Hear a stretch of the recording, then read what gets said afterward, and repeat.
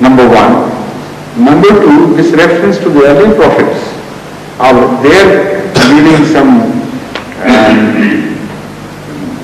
let's say, property, again, but I mean both spiritual and material, to their offsprings. There, the Hazrat Sulaiman inherited both spiritual and physical legacy of Hazrat Dawood. In both respects, he was the inheritor, successor of Hazrat Dawood. So that shows that when Ahmad says, Nano Masharul Anbiya La Nur Mereso La Nuraso, he is talking only of spiritual property. That is very clear now, because otherwise this cannot be reconciled with other verses of the Holy Quran, in which it is found that Hazrat Sulaiman and some others inherited their pious forefathers both in material terms and in spiritual terms. But Hazrat says we don't leave anything to be inherited, while previously physical properties were also left and the spiritual properties were also left. But physical properties went to the offsprings whether they were pious or not. The spiritual went to the offsprings only on their own merit, not by a law of inheritance directly.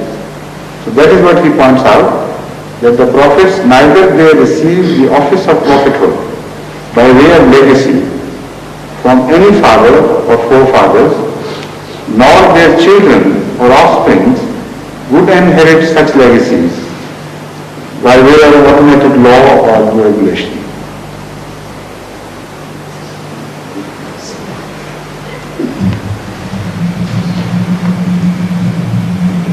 A woman has one husband, she marries. In next world, she can have two husbands. Islam says yes. You are telling me this. A woman marries and she remains widow, husband dies. Then she marries again and then they die again in the bedrock, they don't die. And next world, she will have both husbands.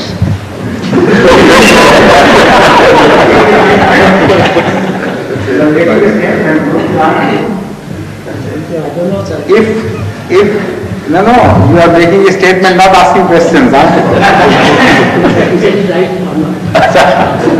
That you forget to mention it. Now, why have you stopped at 2? I know some women who married 4 times, one after the other, and their husbands died one after the other, and 1 or 2 perhaps were divorced. And there is also a possibility, and in real life I know such people, whose husband also had married earlier. So there was quite a chain on both sides. So it will be a very interesting family to visit after that. No, they will be friends, all they will be friends like they in London. The fact is that you can't conceive the relationship which is to be there. It is not possible. Moreover, if every wife is to be given to the husband, and if every husband is to be given to the wife, then for them there will be hell in heaven and heaven and hell. Have you heard of that parson who is said to be a very, very wicked man? He was very short of temper, very ill-tempered, and very unkind to his people. And he had all other vices as well, but he was still a religious minister of some sort, a parson or something. So people thought that when this man would die, he would go straight to hell. So this man ultimately did die one day. And the very next night, one of the perishers saw this in dream, that this minister of religion, was sitting on the most beautiful hood that could be imagined.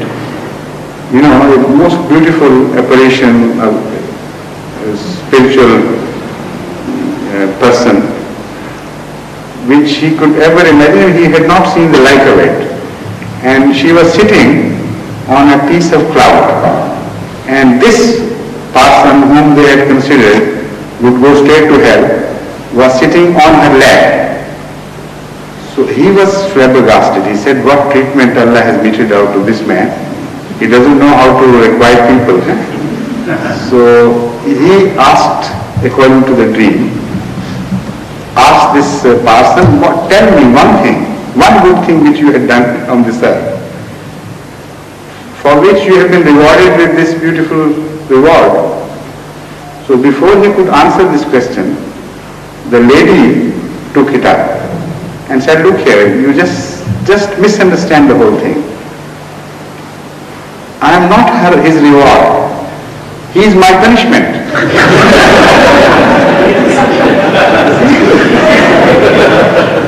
I am not his reward.